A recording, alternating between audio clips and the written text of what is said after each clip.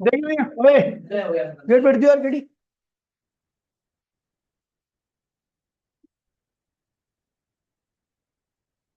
लिखा हुआ है which of the following is not a property of an equipotential surface. इनमें से कौन सी प्रॉपर्टी नहीं है इक्विपोटेंशियल सरफेस की? पहला क्या भैया, they do not cross each other.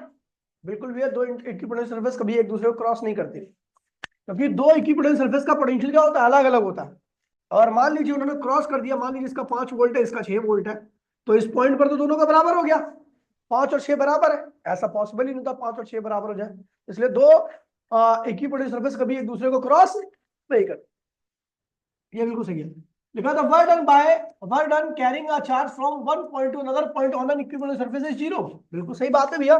मान लीजिए इसका पोटेंशियल क्या 5 वोल्ट है, आप ए से लेके बी पॉइंट पर एक चार्ज को ले जा रहे हो, यहां से ए से बी पर, तो वर्क होता क्या है, चार्ज इंटू में पोटेंशियल डिफरेंस। और एक ही सरफेस पे इस पॉइंट का भी 5 वोल्ट होगा, एक भी इस पॉइंट का भी 5 वोल्ट होगा, पोटेंशियल डिफरेंस की वैल्यू क्या आएगी, 0 आएगी। तो वर्क क्या आएगा भैया आपका, 0 आएगा। चीज को ध्यान रखना, ये भी सही है। For uniform electric field they are concentric sphere. क्या है भैया, for uniform electric field, uniform electric field की वजह से ये किस शेप की रहेंगी, कोसेंट्रिक स्फीयर। ये गलत है। अब देखिए इसका मतलब समझिए, कई बच्चों को समझ नहीं आएगा क्या बोल रहा है। देखिए ये है यूनिफॉर्म इलेक्ट्रिक फील्ड, ये क्या है, तो क्या इनके लिए तो कैसी होती है इक्विपोटेंशियल सरफेस, प्लेन कैसी होती है, लेकिन इसमें क्या बोल रखा है इसने, कोसेंट्रिक स्फीयर, मतलब कि इस तरीके की। समझ गया भैया। तो पॉइंट चार्ज की इक्विपोटेंशियल सरफेस जो होती है वो कोसेंट्रिक होती है, ना कि यूनिफॉर्म इलेक्ट्रिक फील्ड। ठीक है, चलो। They can be imaginary, they can be imaginary sphere, ये इमेजिनरी स्फीयर हो सकती है, हो सकती है। आगे बढ़ते भैया, an electric dipole place in electric field. Electric field की वैल्यू कितनी रखी है, कितने रखा है, एंगल कितना रखा है, और टॉर्क कितना लग रहा है। तो आपको चार्ज निकालना, डाइपोल की लेंथ 2 सेंटीमीटर रखी है, 2L की वैल्यू, 2L है ये, L नहीं है, 2L। ठीक है, तो टॉर्क क्या होता है, पीई साइन थीटा। टॉर्क आपको देखा, चार्ज की वैल्यू निकाली ना, टॉर्क आपको देखा कितना, 4। पी क्या होता है, क्यू इंटू में 2L।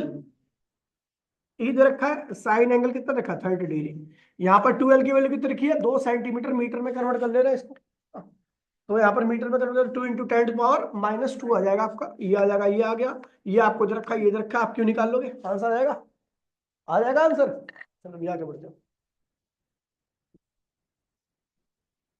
अगला क्वेश्चन कह रहा है भैया, a metallic plate expose to white light. एक मेटेलिक प्लेट को किसमें रखा गया है, व्हाइट लाइट में, emits electron, for which of the following colour of light the stopping potential will be maximum. किस कलर के लिए सबसे ज्यादा स्टॉपिंग पोटेंशियल होगा। व्हाइट लाइट कितने कलर से मिलकर बनी होती है, 7। में सबसे ज्यादा फ्रीक्वेंसी होती है वॉयलेट की, ठीक है, और सबसे कम होती है रेड की।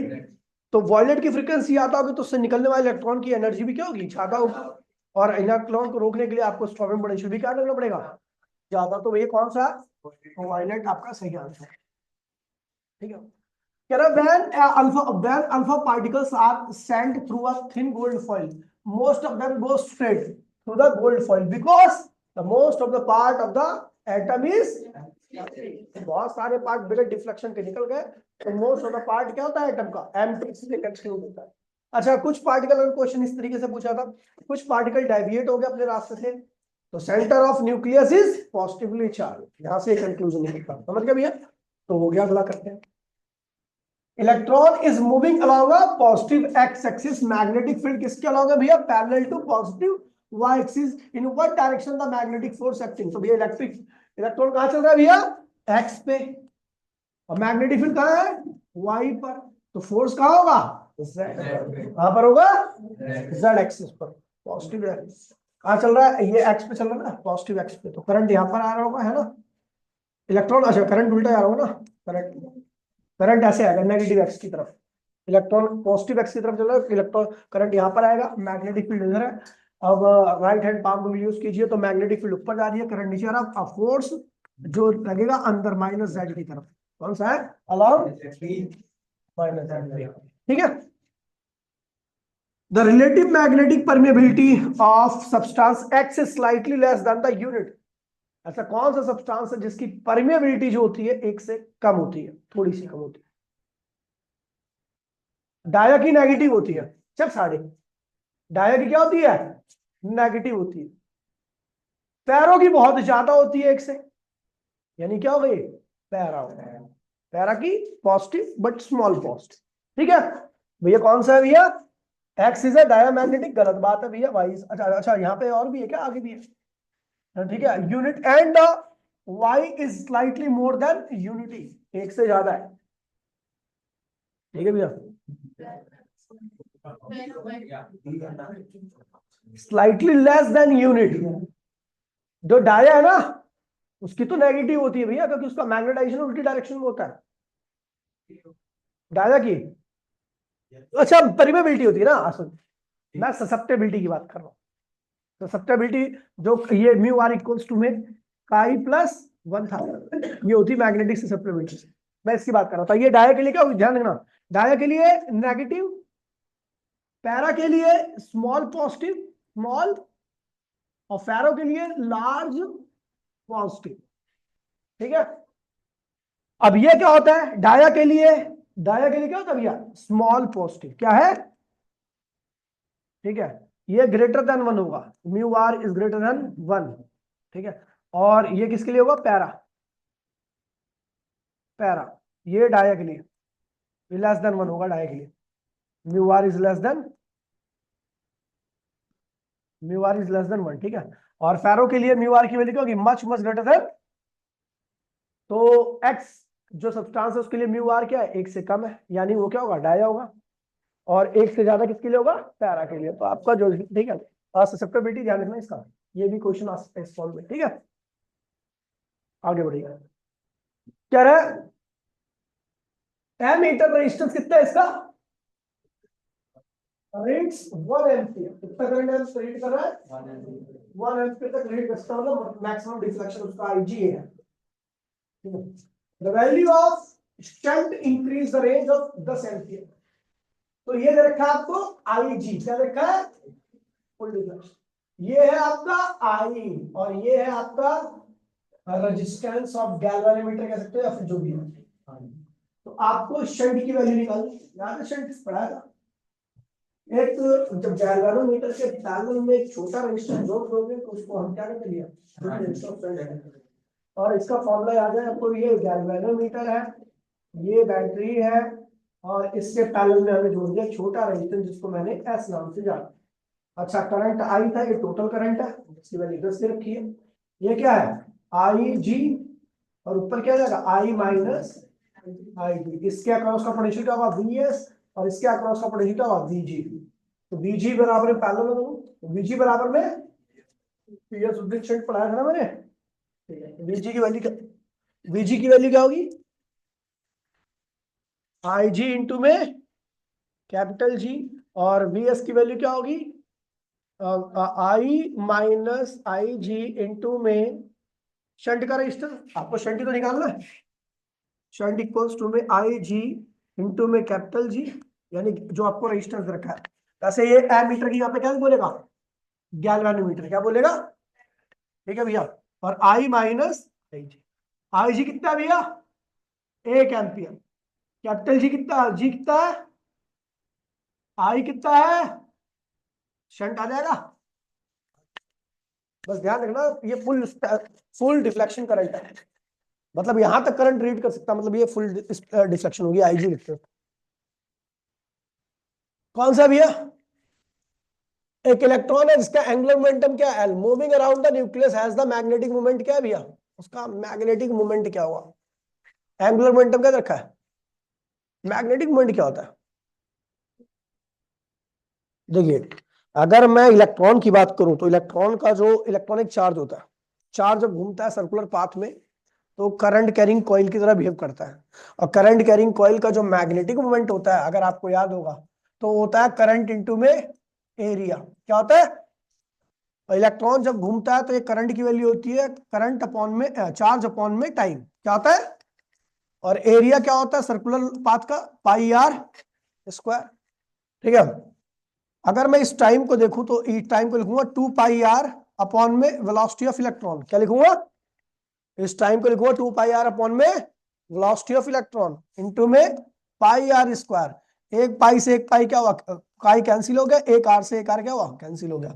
तो भैया ये आएगा आपका मैग्नेटिक मोमेंट क्या होगा? Half E V R. लेकिन यहां पर तो कोई मैच ही नहीं कर रहा भैया, एक समस्या है। कोई समस्या नहीं है। देखिए भैया, आपको पता है एंगुलर मोमेंटम किसके बराबर होता है? एन एच अपॉन में 2 पाई के बराबर भी होता है। एन एल क्या होता है? एम वी आर होता है। एन एच अपॉन में 2 पाई होता है। वी आर की वैल्यू क्या होगी? एन एच अपॉन में 2 पाई एम। बोला हाँ। ये जो वी आर आया है ना, वहां पर वी आर पुट कर दीजिए यहां पर। ठीक है, तो आएगा आपका एम इक्वल्स टू में हाफ ई, और ये मैंने करा रखा है, बोर मैग्नेटॉन के नाम से करा रखा होगा, अगर आपको याद होगा तो। करा रखा है, सॉल्व कर लीजिए, आंसर देख लीजिए कोई सा होगा। ठीक है, समझ गया? इस तरीके से हुआ। आगे बढ़ते भैया। In a large scale transmission of electric energy over long distance is done with the use of transformer. The voltage output generator is step up because, क्यों भैया? देखिए सुन लीजिए, कह रहा है जब हम ट्रांसफर करते हैं इलेक्ट्रिसिटी का तो वहां पर हम स्टेप अप ट्रांसफार्मर का इस्तेमाल करते हैं। क्यों ऐसा? तो आपको बता दूं भैया, जैसे कि आपको पता है पोटेंशियल बड़ा, पावर तो कांस्टेंट रहती है ना, power can not be change. तो पावर कांस्टेंट रहेगी। पावर होती क्या? पावर कांस्टेंट है, कांस्टेंट है। ठीक है, तो पावर का फॉर्मूला क्या होता है? वी आई। ये भी क्या होगा? कांस्टेंट। तो आपका आई क्या होगा? कांस्टेंट अपॉन में वी।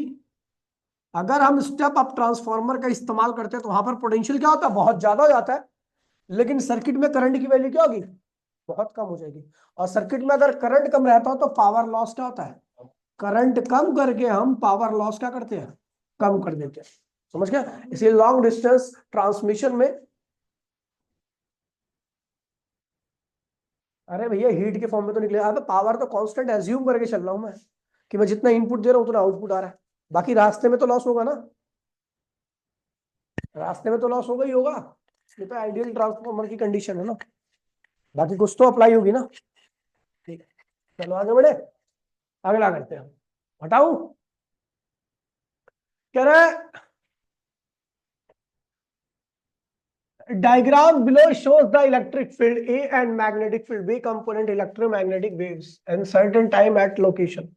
ठीक है, कह रहा है भैया कि आपको मैग्नेटिक फील्ड ऐसे दे रखी है, इलेक्ट्रिक फील्ड ऐसे दे रखी है। कह रहा है कि भैया the direction of propagation of electromagnetic wave क्या होगी? कह रहा है इलेक्ट्रोमैग्नेटिक वेव की डायरेक्शन आपको पता ना, इलेक्ट्रिक फील्ड, मैग्नेटिक फील्ड और direction of propagation of wave always perpendicular होती है। इलेक्ट्रिक फील्ड किसके अलोंग ऑसिलेट कर रही है? वाई के अलोंग, वाई के अलोंग। मैग्नेटिक फील्ड किसके अलोंग ऑसिलेट कर रही है? एक्स के अलोंग। किसके अलोंग कर रही है? तो भैया ये कहा जाएगा जेड के अलोंग। कहा जाएगा जेड के। ऑप्शन क्या क्या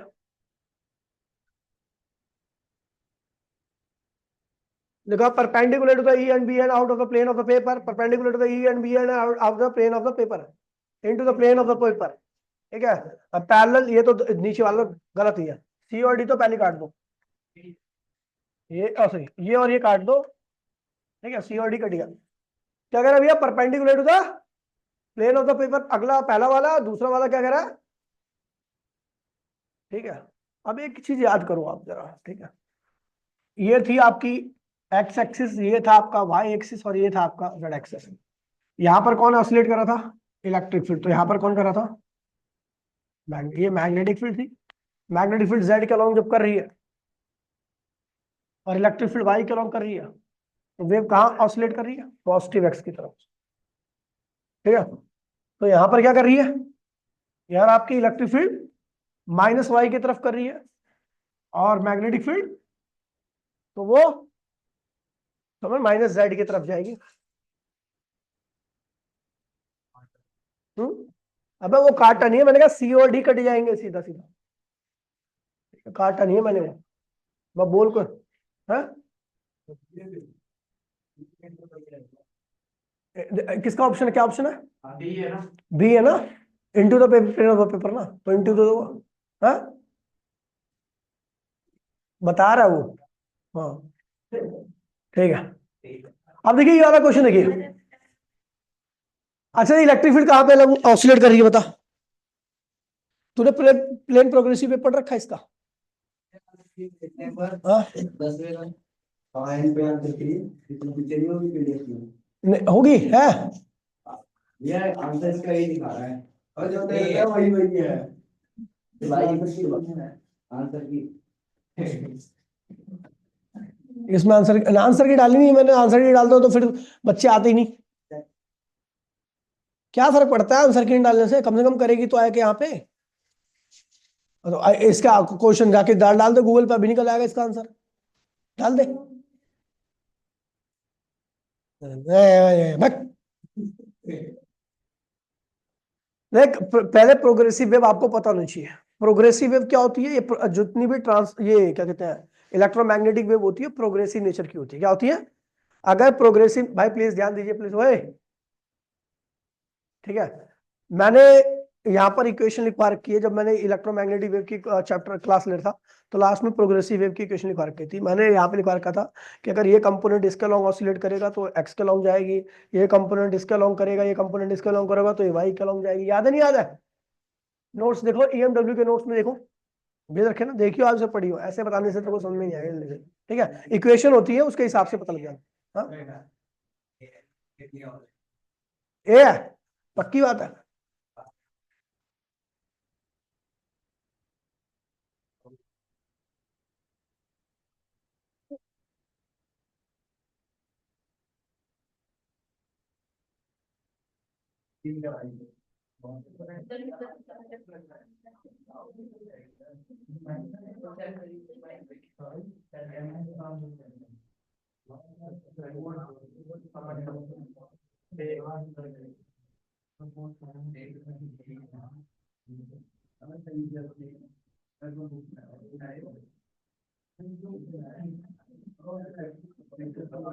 देखिए जो कहा है, देखिए कह रहा है इलेक्ट्रिक फील्ड हमें पता है तीनों परपेंडिकुलर होती है। ठीक है, तो वही क्या रखा है कि भैया अगर मैग्नेटिक फील्ड किसके लॉन्ग ऑसिलेट कर रही है? एक्स के लॉन्ग। इलेक्ट्रिक फील्ड किसके लॉन्ग ऑसिलेट कर रही है? तो मैग्नेटिक फील्ड किसके लॉन्ग करेगी? जेड के लॉन्ग। बस इतना ही बोल रखा है। और जेड मतलब पॉजिटिव जेड होता है।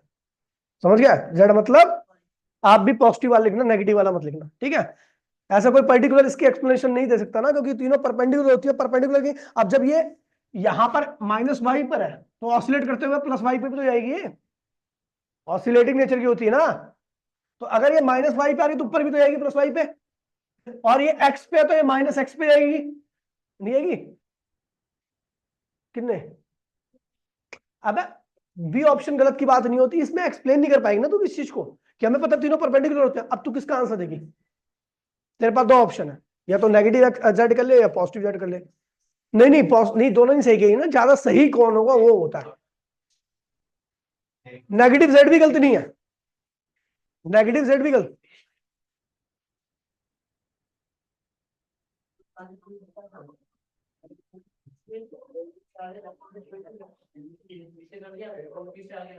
अरे क्या हुआ?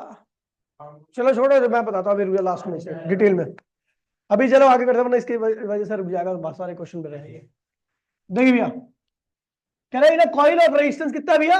100 में current is induced by changing the magnetic field through it. ठीक है भैया, the variation of current through the time as shown in the figure, the magnitude of flux change through the coil. कह रहा है भैया कितना चेंज हुआ है? क्या कह रहा है? इन अ कॉइल जिसका रेजिस्टेंस कितना है? 100 में current is induced by the changing the magnetic flux. Current कैसे आया है? मैग्नेटिक फ्लक्स चेंज करने के। The variation of current versus time as shown in the figure. ठीक है भैया, तो कह रहा है चेंज इन मैग्नेटिक फ्लक्स इसके बराबर होगा। तो आपको पता है भैया करंट क्या होता है? ईएमएफ अपॉन में रेजिस्टेंस। ईएमएफ क्या होगा? डेल्टा फाई अपॉन में डेल्टा टी अपॉन में क्या हो गया? आर। आपको निकालना क्या है? चेंज इन फ्लक्स निकालना ना। तो भैया डेल्टा फाई ये हो जाएगा आपका करंट डेल्टा फाई, और क्या डेल्टा टी इंटू में क्या हुआ? आर हो गया। तो आई कितना है भैया? 10 एम्पियर। डेल्टा फाई अपने को निकालना है। डेल्टा टी कितना है? 0.5। रेजिस्टेंस कितना रखा है? 100। सॉल्व कर लीजिए, डेल्टा फाई आ गया। ठीक है, ठीक है, आगे बढ़ो। नहीं आएगा? क्या बात कर रही है? देखा,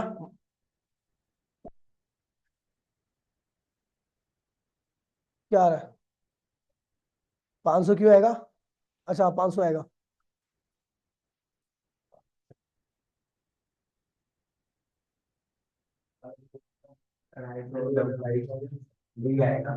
इतना करंट इंड्यूस हुआ ना।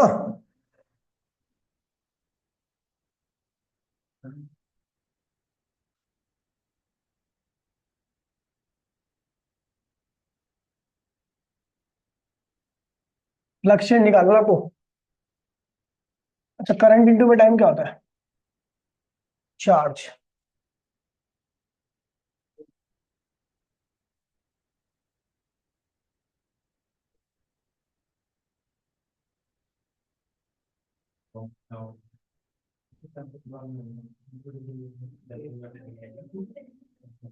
एक मैंने इंड्यूस चार्ज की वैल्यू बताई थी ना, इंड्यूस चार्ज की वैल्यू का फॉर्मूला क्या था?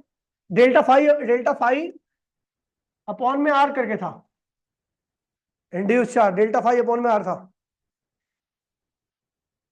अब induce charge equal to delta phi upon में रेजिस्टेंस था, नहीं था?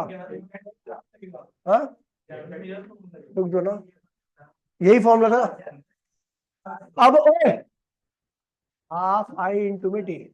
कहाँ पे? नहीं ठीक है, डेल्टा फाई अपॉन में रेजिस्टेंस इंड्यूस। एक मिनट जा, हाफ करंट कितना है? 10। टाइम कितना है? 0.5। डेल्टा फाई आ गया, क्या कह रही? डेल्टा फाई रेजिस्टेंस कितना है? तो ये क्या जाएगा आपका? 500। इधर आ गया नहीं, 500 जाएगा डिवाइड बाय 2। डेल्टा फाई क्या आ रहा है? 250। 250 से क्यों नहीं हो रहा? ये फॉर्मूला ध्यान रखना भैया। इंड्यूस चार्ज बराबर में मैंने पता क्या किया, ये इंड्यूस चार्ज निकाला। अब इंड्यूस चार्ज क्या होगा? ये कौन सा ग्राफ है? आईटी ग्राफ है। क्या है? इसका जो एरिया होगा ना, इसका एरिया वो हमें चार्ज देगा। एरिया क्या है, क्या बन रहा है यहाँ पे स्ट्रक्चर? ट्राइंगल बन रहा है। ट्राइंगल का एरिया क्या होता है? चार्ज को ट्राइंगल का area half base into height. Base क्या एरिया? Height area. यहाँ से चार्ज निकाल लिया, और डेल्टा फाई आपको निकालना है, रेजिस्टेंस आपको दे रखा है, आपसे निकाल लिया। ये क्वेश्चन कर लो कॉपी में। तो क्यों नहीं आ रहा? सेम ही तो कंसेप्ट है।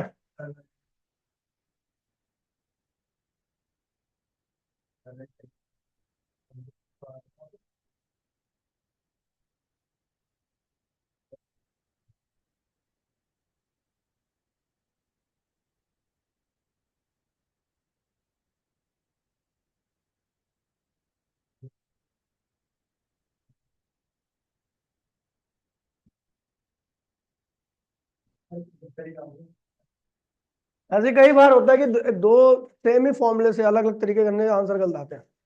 मैंने कितनी बार देखा। नहीं नहीं, मतलब सेम फॉर्मूले से नहीं, मतलब कि उसी कंसेप्ट से दूसरी तरीके से करने से गलत आते हैं। जैसे उस दिन याद है तेरे को वाला कर रहे थे हम, जो वो पूछ रही थी जेई वाला क्वेश्चन, तो देख गलत आ रहा था, फिर उसी तरीके से मैंने दूसरे तरीके से, वो सही आ गया।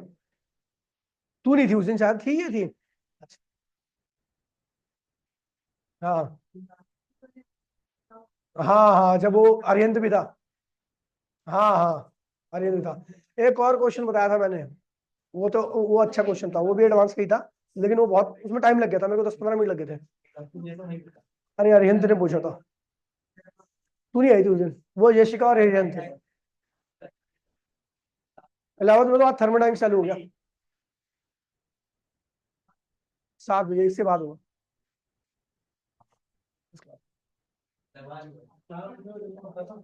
तुझे आना तो है नहीं, तो इससे तूने वेव पूरी खत्म कर दी, ऑसिलेशन पूरी खत्म कर दी। हो गया, आगे ना। चलो भैया आगे बढ़ते हैं। 12वां कह रहा है भैया energy of nth orbit of hydrogen atom क्या होती है भैया? इतना होती है। The negative side indicates binding energy. क्या दिखाती है? एनर्जी। कैसी एनर्जी है? Binding energy. इलेक्ट्रॉन बाइंड है, याद है? बता रखा होगा मैंने, चलते फिरते ही बता रखा होगा। Assertion reasoning. 13वां for the radiation of frequency greater than the threshold frequency photo electric current is proportional to intensity. बिल्कुल सही कह रहा है भैया। कह रहा है कि अगर आपकी गिरने वाली इंटेंसिटी क्या है? थ्रेशोल्ड से ज्यादा है। किससे ज्यादा है? फोटो करंट की वैल्यू इंटेंसिटी की क्या होती है, डायरेक्टली होती है। लिखवा रखा ना।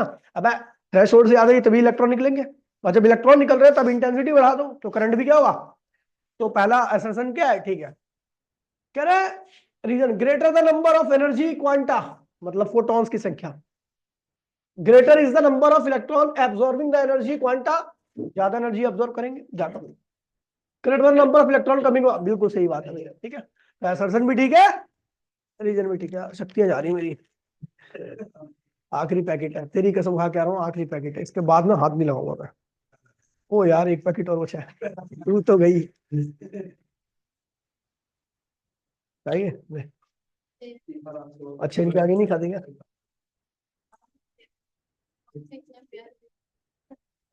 सो मच डेडिकेशन। हो गया। दूसरा देखिए भैया, putting P type semiconductor slab directly physical contact with the semiconductor of N type, PN junction बनने cannot form PN junction. समझिए इसको चीज को, कह रहा पी टाइप को सीधा एन टाइप से जोड़ दो ऐसे, तो क्या पीएन जंक्शन बनेगा, नहीं, आपको गरमाना पड़ेगा, गरमाओगे तभी इलेक्ट्रॉन पे एन से कहां डिफ्यूज होंगे, गलत है। कैन नॉट है ना, कह रहा है कि पी टाइप सेमीकंडक्टर ये रहा, एन टाइप सेमी, हाँ सही है, एन टाइप सेमीकंडक्टर ये रहा, दोनों को ऐसे जोड़ोगे तो आपका पीएन जंक्शन नहीं बन सकता, नहीं बन सकता भाई, बिल्कुल जोड़ करके गरमाना पड़ता तब जाके पीएन जंक्शन बनना क्या होता है, चालू होता है, मतलब सही है। लिखा हुआ है roughness at the contact will be much more than the inter atomic crystal separation, बिल्कुल भैया ये भी सही है। कह रहा है कि जो उनके बीच में स्पेसिंग होती है ना, गैप होती है, रफनेस की वजह से जो स्पेस आता है ना, जैसे ये है, मान लो दो मॉलिक्यूल्स के बीच में इतना सेपरेशन होगा तभी ये जुड़ पाएंगे, लेकिन अगर मैं माइक्रोस्कोपिक लेवल पे देखूं तो इनके बीच में बहुत बड़ा सेपरेशन है, जुड़ने के बावजूद भी आपको लिखेगा जुड़ गए लेकिन जुड़े नहीं एक्चुअल में, तो वो इतना ज्यादा सेपरेशन होता है कि इलेक्ट्रॉन यहां से यहाँ पे आ ही नहीं पाते, समझे। ऐसा असर्शन भी ठीक है। 15 क्वेश्चन कह रहा है electron has lighter higher potential energy when it is at it is at location associated with the negative value of potential and has a lower potential energy when located associated with the positive potential।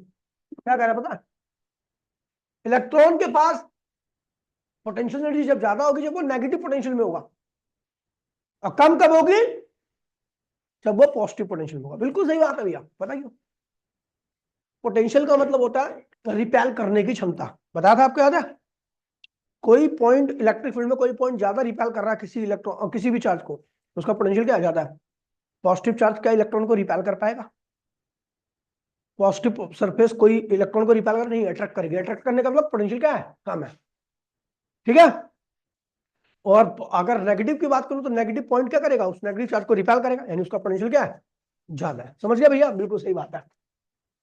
Electron move from region from higher potential to,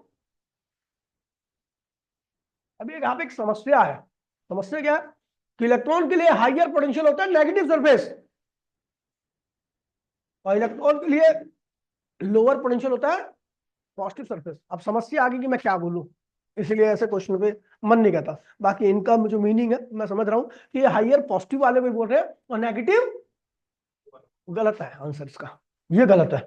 देख ले भाई जरा, इसे देख लो भाई, समझिए मेरी बात। तो electron moves lower to higher potential, उल्टा आता है, प्रोटॉन पॉजिटिव चार्ज के लिए है। असर्शन ठीक है, रीजन गलत है।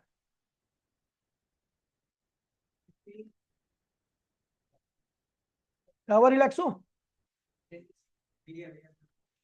वही है ना, असर्शन ठीक है, रीजन गलत है ना।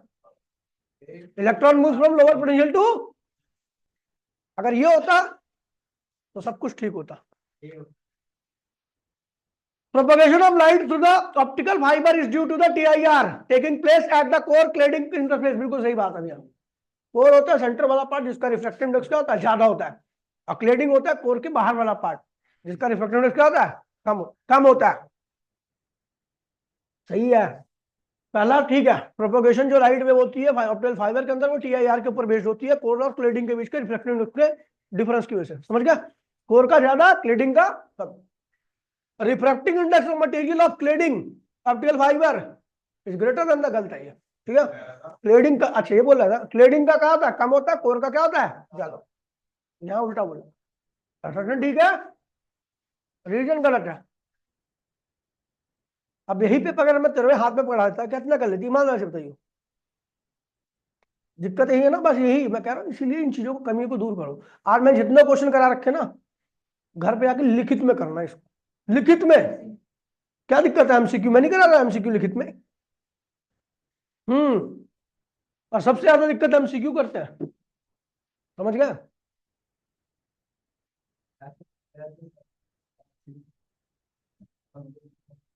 Name the device which utilise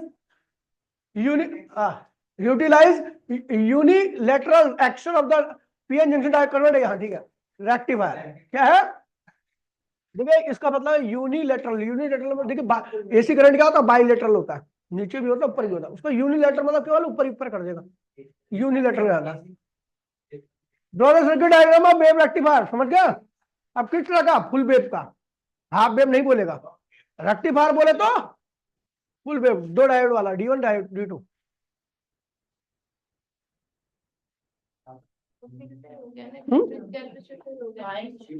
unilateral तो रेक्टिफायर करता ना, अपर साइकिल और लोअर साइकिल। यूनिलेटरल मतलब एक ही डायरेक्शन में, बाइलेटरल मतलब दो डायरेक्शन में।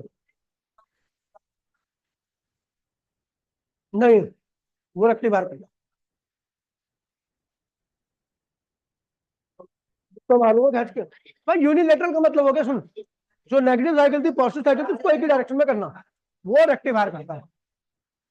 और उसको कांस्टेंट वैल्यू करता है फिल्टर। फिल्टर समझी, हो गया।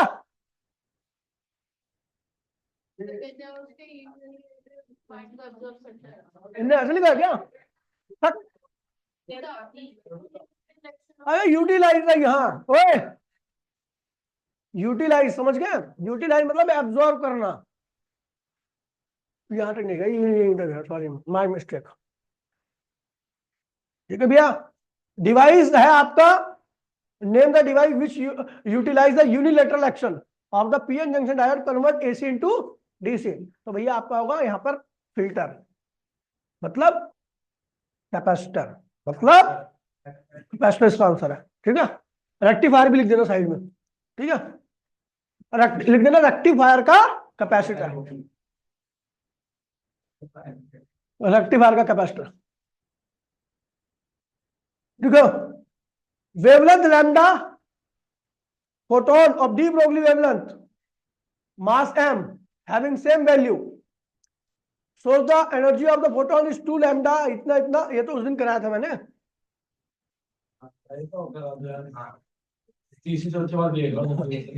बहुत बढ़िया क्वेश्चन है। ये वो लूप नहीं था हमारे आज कर बात नहीं कर तो के पास बस एक फोटो निकल है तो बाहर देख ले करना करना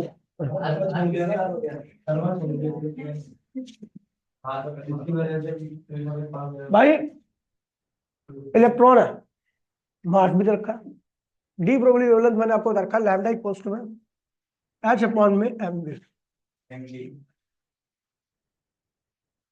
ठीक है, अच्छा इलेक्ट्रॉन है और फोटोन है ना, फोटोन है, फोटोन फोटोन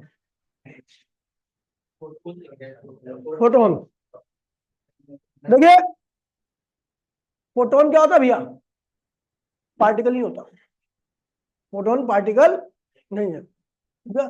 तो फोटोन क्या है भैया, एच न्यू इक्वल्स टू में उसकी एनर्जी क्या होती है, इसको लिख दो एम सी स्क्वायर। किसके लिख दो, सुन लीजिए, ये फोटोन की एनर्जी है, इसको मैंने किसके बराबर लिख दिया, क्योंकि अगर कोई मास लाइट की स्पीड से चलता है तो वो भी अब वेव भी बन जाता है, एनर्जी बन जाता है, समझ गया। वेवलेंथ क्या हुई इसकी, एच सी अपॉन में क्या हुआ, लैम्डा ऑफ फोटोन, क्या हो गया, एम सी स्क्वायर। सी से सी क्या हुआ, तो लैम्डा ऑफ फोटोन क्या हो जाएगा, एच अपॉन में एम सी। क्या नहीं, कोई मास नहीं होता, लेकिन मैं ये कह रहा हूँ कि मैंने कंडीशन बोली है कि अगर कोई मास लाइट की स्पीड से चलता है, ओए तेरे को बुलाया करो फिर, ठीक है, कोई मास अगर लाइट की स्पीड के इक्विवेलेंट चलता है, आप MWTTS में भी आया करो ना, इलेक्ट्रोमैग्नेटिक रे ऑप्टिक्स चल रहा है, कल रे ऑप्टिक्स में मैं कराऊंगा, पता है, रिफ्रैक्शन स्टार्ट कर दिया, कल TIR चलेगा, रिफ्लेक्शन हो गया। हाँ, आओ, केमिस्ट्री वेमिस्ट्री भी डिले कर दो, बाद में आना, हाँ ठीक है। रिफ्रैक्शन में मैंने कहा कराया था कल, एकदम शॉर्टकट तरीके से कराया था, मजा आ गया, नहीं मजा आ गया था, 1 मिनट का, उसमें कोई एजम्पशन नहीं, आधे चुटकियों में हुआ वो। रिवीजन के टाइम में मेरे दिमाग में बड़े इनोवेटिव आइडियाज आते हैं, कल याद है ना, कल तू थी रिफ्लेक्शन वाली क्लास में,